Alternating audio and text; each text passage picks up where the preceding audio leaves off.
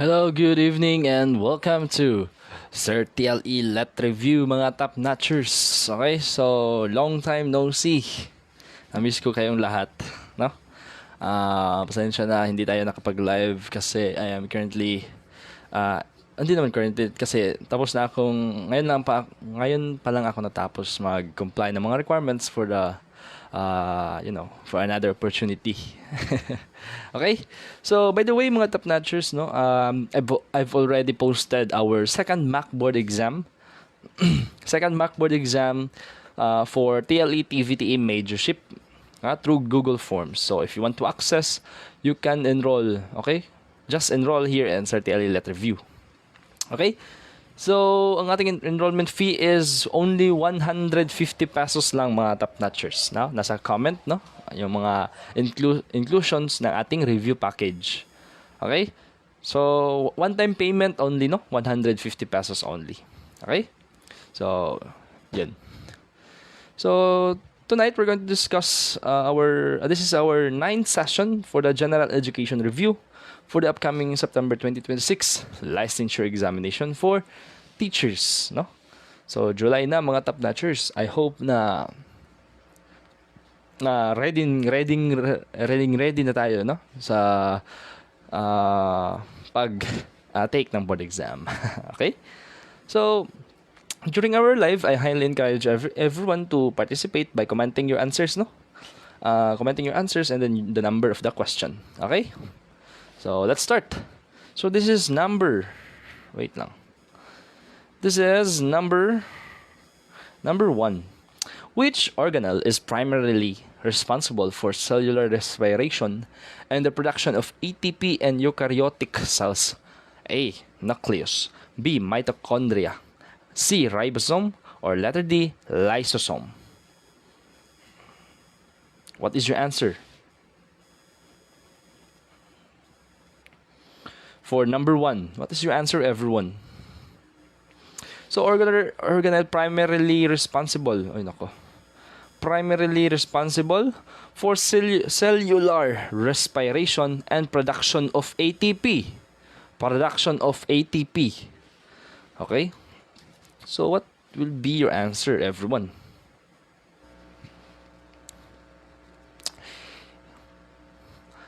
Anong ibig sabihin ng ATP? ATP is the adenosine triphosphate. Okay, the ATP is the usable energy currency of the cell. Okay, that is the ATP. Now, sino ang nagproduce ng ATP? Is it nucleus? Hindi. Okay, letter A is wrong. Nucleus is the control center of the cell. Control center of cell. Okay? The control center of the cell. So, ang primary function ng nucleus is to house the cell's genetic information or the DNA and coordinate cellular activities like growth, metabolism, and protein synthesis. That is the nucleus. Is it ribosome? No, hindi. Letter C is wrong.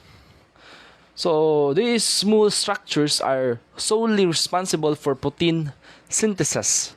So, the RNA, so ribosomes read the RNA sequences to assemble amino acids into proteins and are not involved in energy conversion.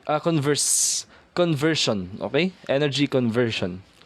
Okay, that is ribosome. What is your answer between letter B and letter C? What is your answer, everyone? The answer here is letter B, mitochondria. Okay, mitochondria, or known as the powerhouse. Okay, take note of this. Powerhouse of the cell. Powerhouse of the cell. That is the mitochondria. So, this double membrane organelle is the primary site of aerobic cellular respiration. So, it houses the citric acid cycles and the electron transport chain, which converts biochemical energy from nutrients into ATP, or the adenosine triphosphate. Okay? Lysosome is wrong. So, the function of lysosome, as the cell's recycling and waste disposal system, they contain digestive enzymes to break down waste materials, foreign substances, and worn out cellular parts, but they do not generate energy. Okay? The answer for number 1 is letter B, mitochondria. Okay, the answer for number 1 is letter B. Next. Ano, grabe. Ay, nako.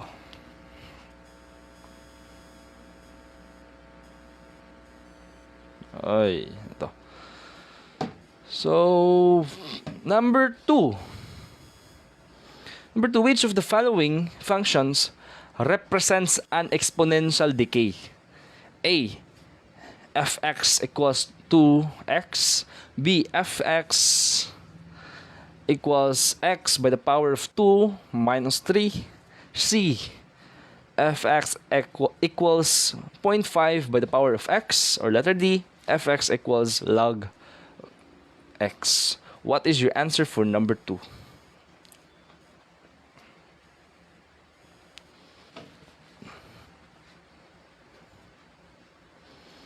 Letter A is a straight line linear function. Straight line.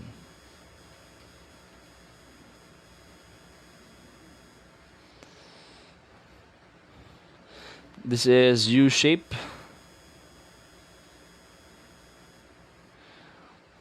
So what is your answer between letter C and letter D?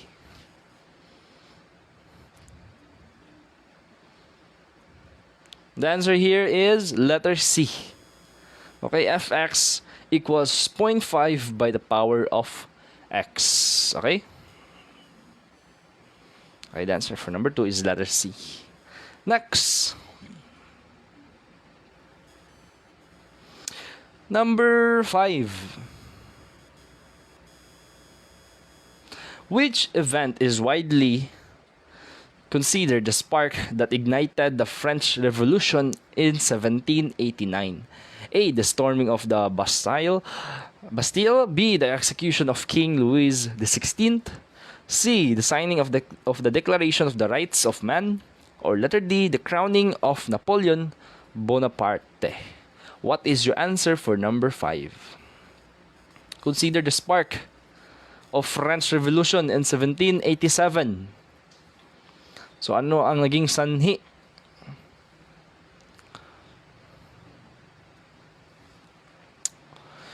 In 1789.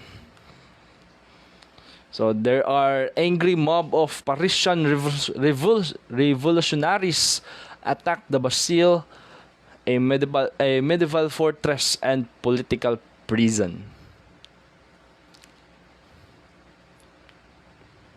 So the Bastille directly represented the absolute power and abuses of King Louis XVI monarchy. So its capture effectively shattered the king's control, signaled the collapse of royal authority, and officially ignited the active phase of French Revolution. That is the storming of Bastille. Excuse me. The answer here is letter A. So, on July 14, 1789, okay, meron mga Parisian revolutionaries. Okay, the answer for number 5 is letter A, the storming of the Bastille. Next. Number 6. Sorry.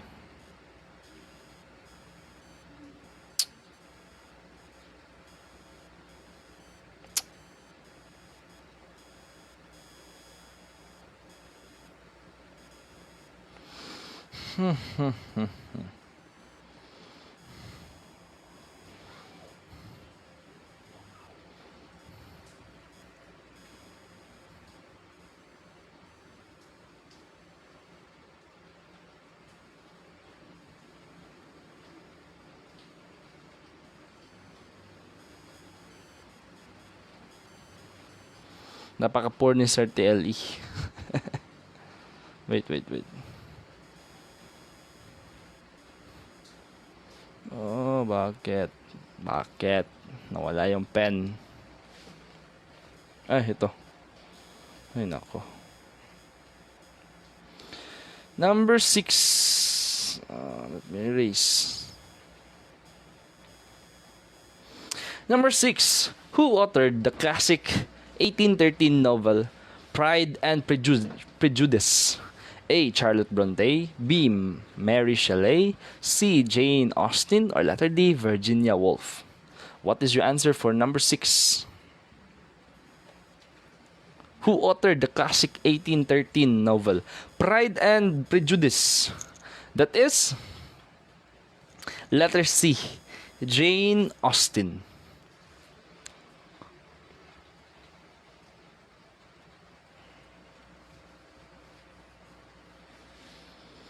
Okay, the answer for number 6 is letter C.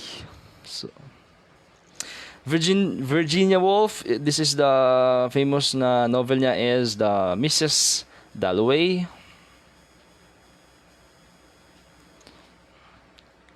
Frankenstein, Mary Shelley. Jane Eyre, that is Charlotte Bronte. Okay? The answer for number 6 is letter C. Ay, nako.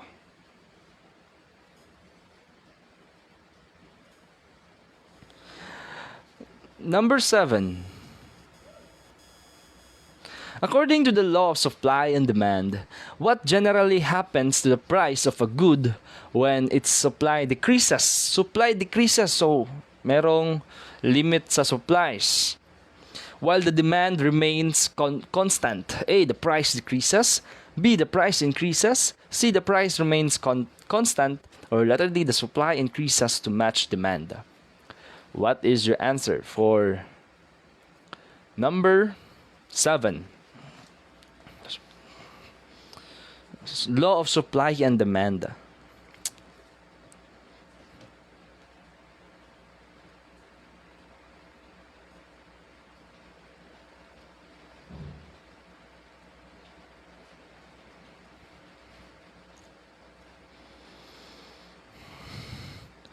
So, if merong problem sa supplies, syempre tataas yung price ng supplies.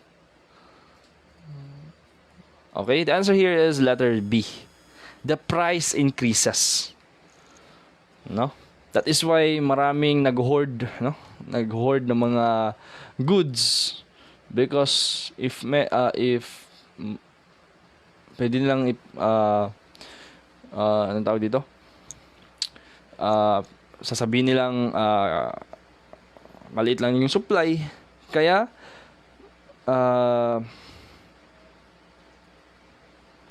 mahal yung mga bilihin, no? That is why hoarding is very bad. And napaka-unfair sa mga farmers.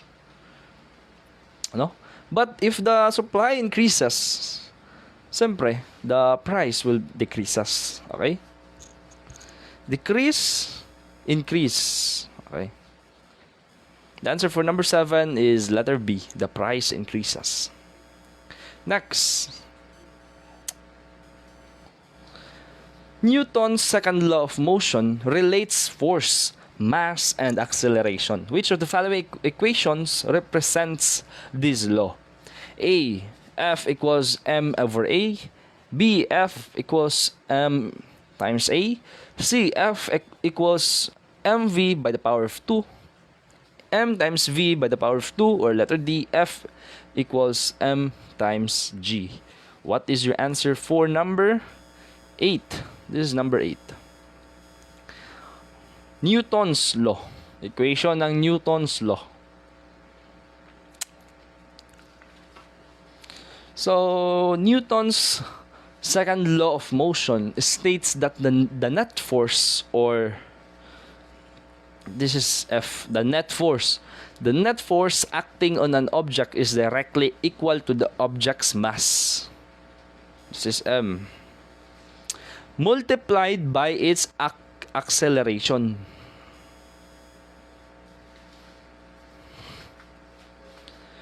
Force is equals to mass. Okay? Multiplied by acceleration. The answer here is letter B. Force equals mass times acceleration, or F equals M times A. Okay? The answer for number 8 is letter B.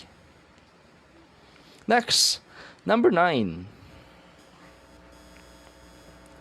In a right-angled triangle, the trigonometric function sine of an angle is defined as the ratio of which two sides? A. Opposite side, hypotenuse. B. Adjacent side, hypotenuse. C. Opposite side, adjacent side. Or letter D. Hypotenuse, opposite side. What is your answer for number 9?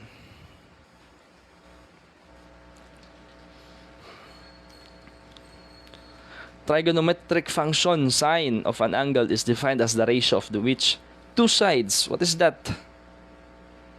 That is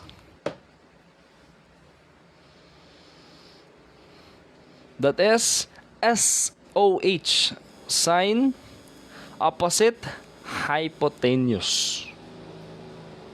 That is letter A. Okay? CAH. That is cos. That is CAH, cos adjacent hypotenuse. Okay, this is cos if yung tanong is the cosine. The tan, or let's say the tan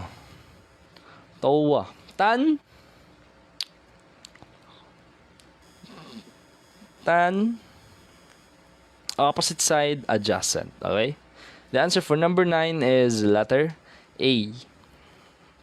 Next, number 10. What was the primary strategic objective of Abraham Lincoln's Emancipation Proclamation?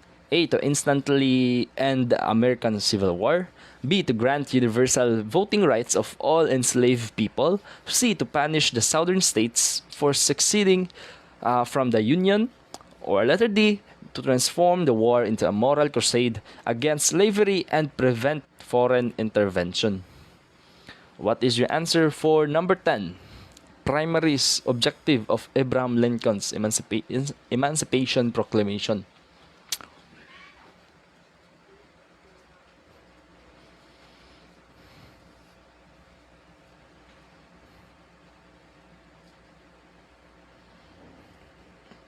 So what is your answer for number 10?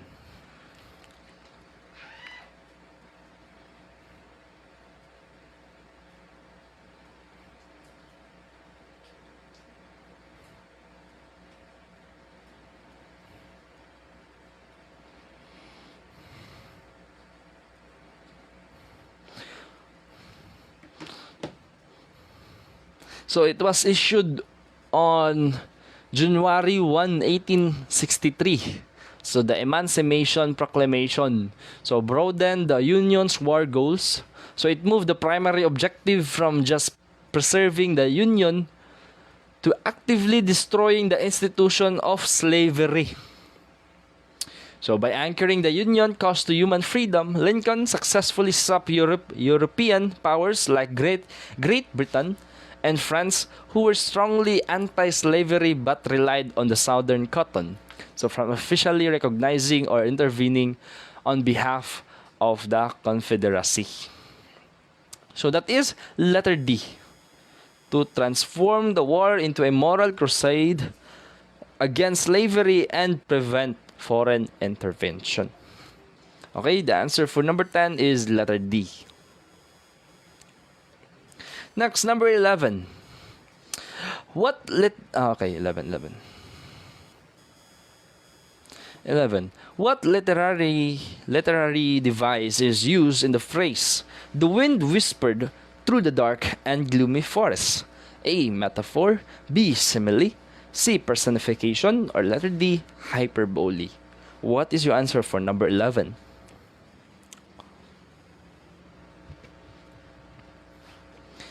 The wind whispered through the dark and gloomy forest. This is not metaphor. So a metaphor directly equates two unrelated things by stating one is the other. Example, the wind was a roaring beast. It does not use a comparison words. Simile, tatandaan natin if sasagot ng simile kapag merong like and as. Okay? What is your answer for number 11? Is it C or letter D? Very good, Sir Hermin. The answer here is letter C, personification. Okay, hyperbole is wrong. So hyperbole uses extreme, deliberate exaggeration to make a strong point or create emphasis. Example, the wind blew so hard it knocked the mountains over. Okay, that is the hyperbole. Personification, so this is a literary device where human qualities, emotions, or actions are given to non-human things such as animals or any kinds of ideas. Okay, the answer for number 11 is letter C. Very good, everyone. Next, number 12. In Ivan Pavlov's famous classical conditioning experiment with dogs, what term is used for the meat powder that naturally caused the dogs to salivate? A. Unconditioned stimulus. B. Conditioned stimulus. C. Unconditioned response. Or letter D. Neutral stimulus. What is your answer for number 12?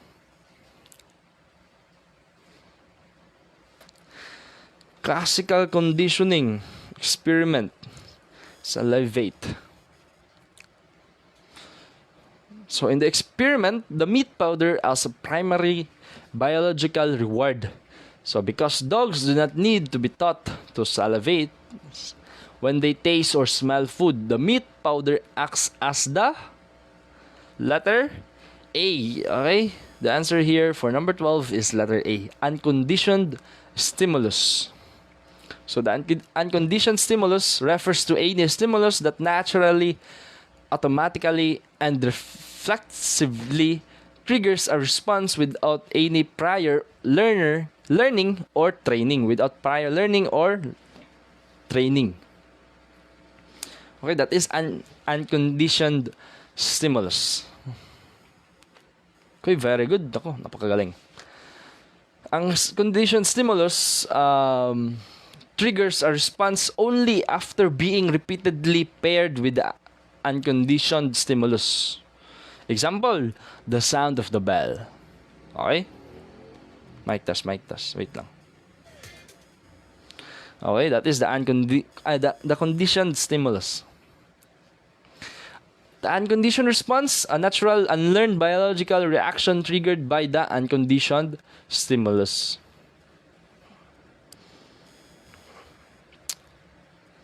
Okay, the answer for number 12 is letter A. Very good, everyone. Next, number 13.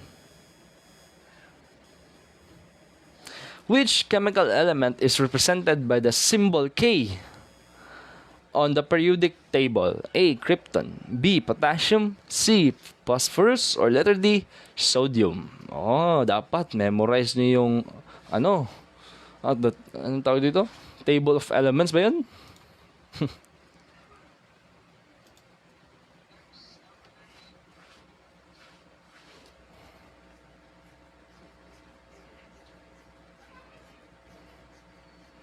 So what is your answer for number 13? This is very easy. A periodic table of elements. Yun pala.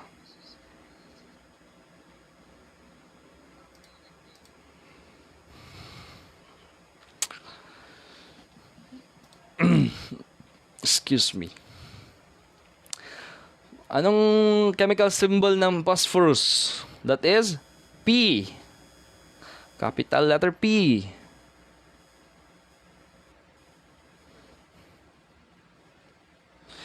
Anong chemical symbol ng sodium?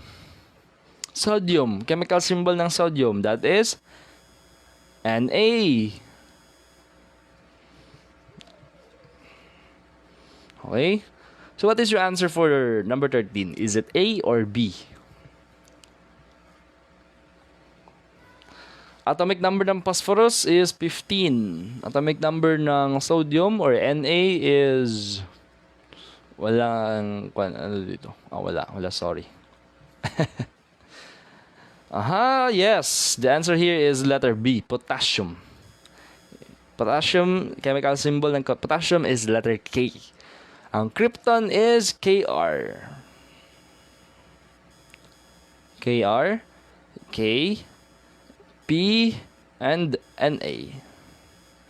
Okay? The answer for number 13 is letter B, potassium. Next, 14. Graphically, what does the derivative of a function represent at any given point? A, the area under the curve. B, the x-intercept. C, the slope of the tangent line. Or letter D, the inflection point. What is your answer for number 14? Derivative of a function represent.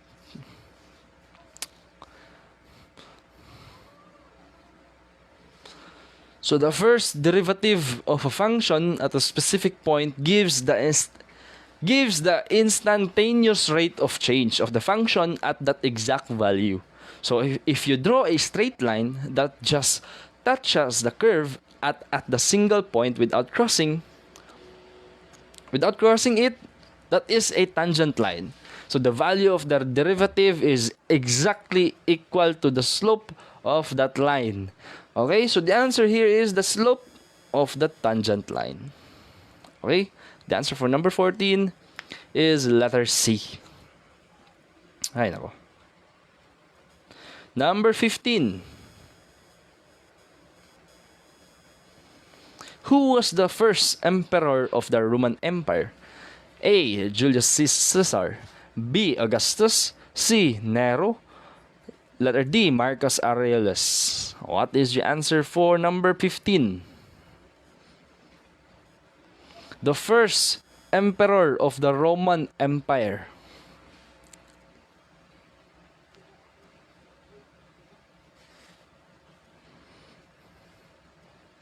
The first emperor is Augustus. The answer here is letter B. Okay? Julius Caesar, he was famously named himself dictator for life. So he was he ruled during the final days of the Roman Republic. Nero is the fifth Roman emperor. Marcus Aurelius, known as the philosopher king and Stoic author of Meditations. So he ruled the empire much later during the 2nd century. Okay, the first emperor is Augustus. Okay, the answer for number 15 is letter B. Next, 17. To be or not to be, that is the question, is a famous soliloquy from which Shakespearean play? A, Macbeth. B, Romeo and Juliet. C, Hamlet. Or letter D, Julius Caesar. Number 17. This is number 17. To be or not to be, that is the question.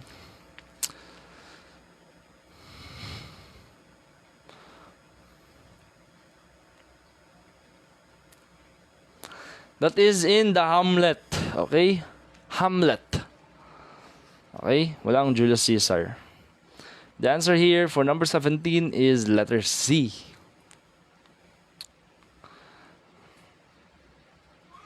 Next, 18.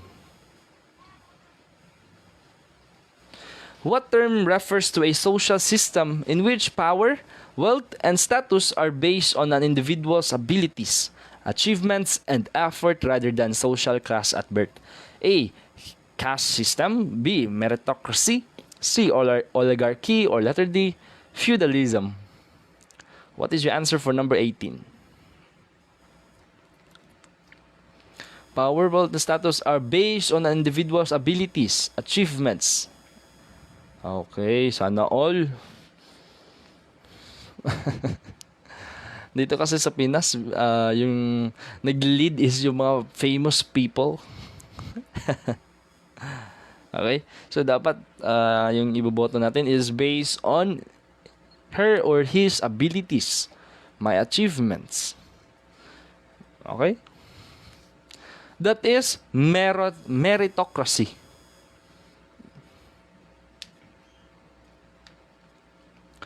So, the answer for number 18 is letter B. Letter A is wrong. Okay? The caste system. Closed stratification system where a person's social status is strictly ascribed at birth. Okay? At birth. Oligarchy, where power and governance are concentrated in the hands of small, elite segment of society. So this dominant group typically maintains control of true royalty, wealth, family ties, or military power. Feudalism was a medieval social and economic system based on rigid land ownership, hierarchies, and hereditary social classes. So power and status were strictly tied to land distribution and family lineages. Okay? The answer for number 18 is letter B, meritocracy.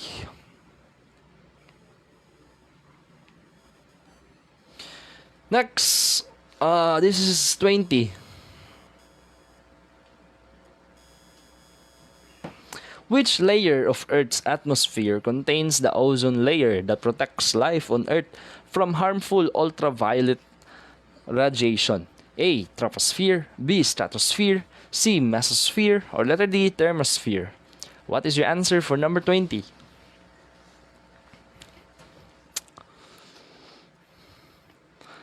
Ozone layer protects Earth from harmful ultraviolet radiation.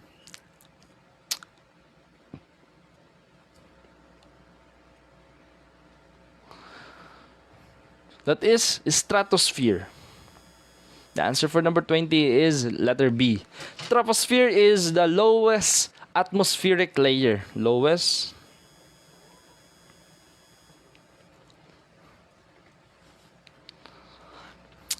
Mesosphere, ito yung kung saan yung mga space, sinusunog yung mga space debris and meteors.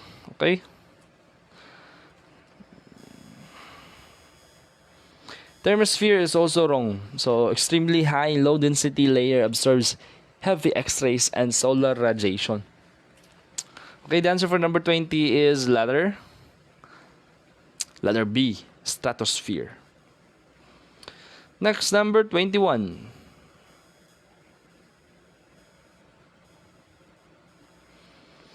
What measure of central tendency is calculated by adding all the values in a data set and dividing by the total number of values? A. Mode, B. Median, C. Mean, or letter D. Range. So,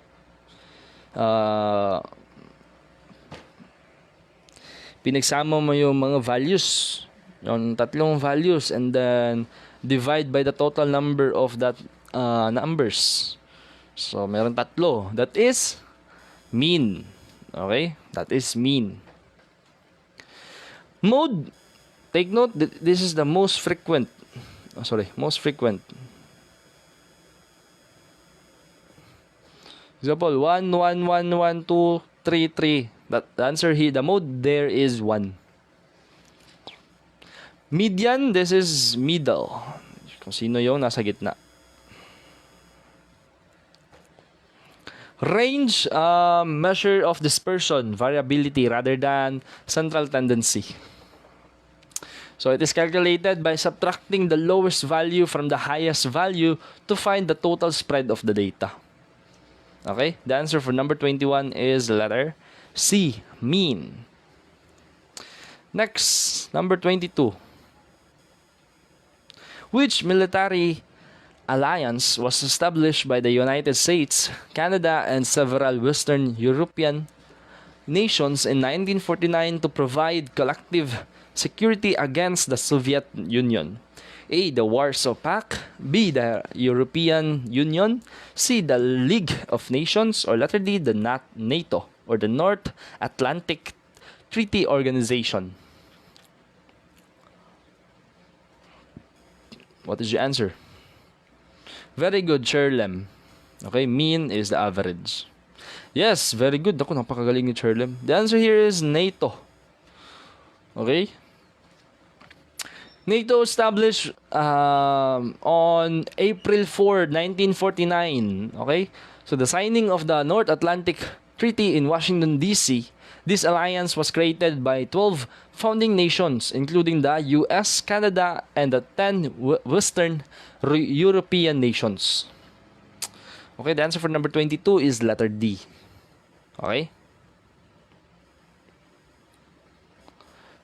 23.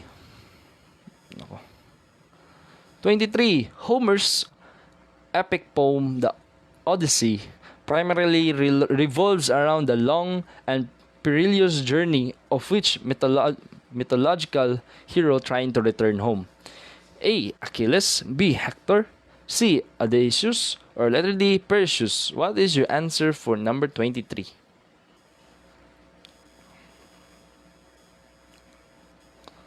What is your answer for number 23?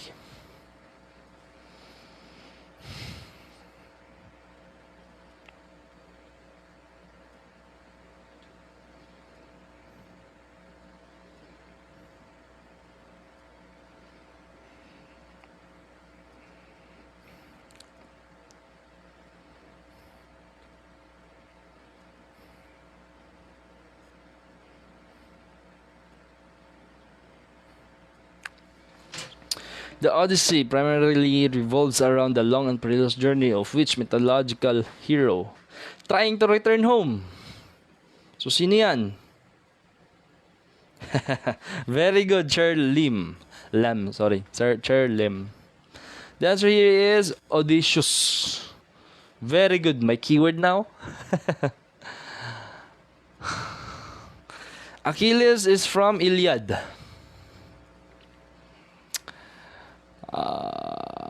Hector is a Trojan prince.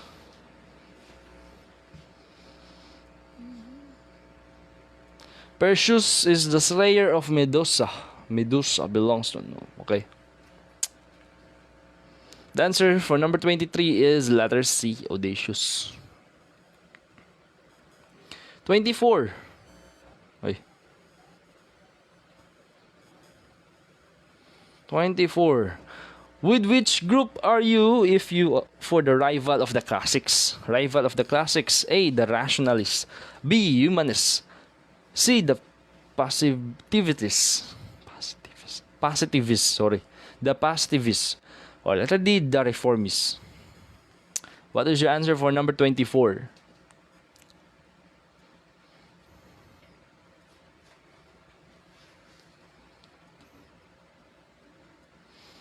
Napaka-basic. This is letter B, the humanists. Okay, the answer for number 24 is letter B. 25. It is regarded as Chaucer's great work in his book Canterbury Tales. A. A story within a story. B. Horror and detective. C. Love and war. Or letter D. Selflessness and sacrifice. Canterbury Tales by Chaucer. That is a story within a story. Okay, the answer for number 25 is letter A. Okay, bilisan natin. Wait. Uy. 26. Who is the author of the picture of Dorian Gray? A. F. Scott Fitzgerald. B. Virginia Woolf. C. James Joyce. Or letter D. Oscar Wilde. Author of the picture of Dorian Gray. That is letter D. Oscar Wilde. The Great Gatsby, that is F. Scott Fitzgerald. The Great Gatsby. The Lighthouse and the Mrs. Dalloway, that is Virginia Woolf. Ulysses, that is James Joyce. Ulysses, Mrs. Dalloway, The Great Gatsby. Okay? The answer for number 26 is letter D. Next, 27. Who argued the importance of coming up with terms before engaging in a discourse? A. Barnes, B. Gottschalk, C. Socrates, or letter D. Suffer. What is your answer for number 27? Importance of coming up with terms before engaging in a discourse.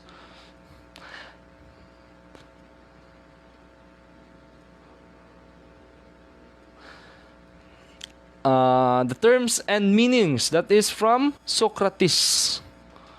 Okay? That is Socrates. The answer for number 27 is letter C. Next. 28. Standard deviation is to variability as mean is to A. Central tendency, B. Coefficient of correlation, C. Discrimination index, or letter D. Level of difficulty. What is your answer for number 28?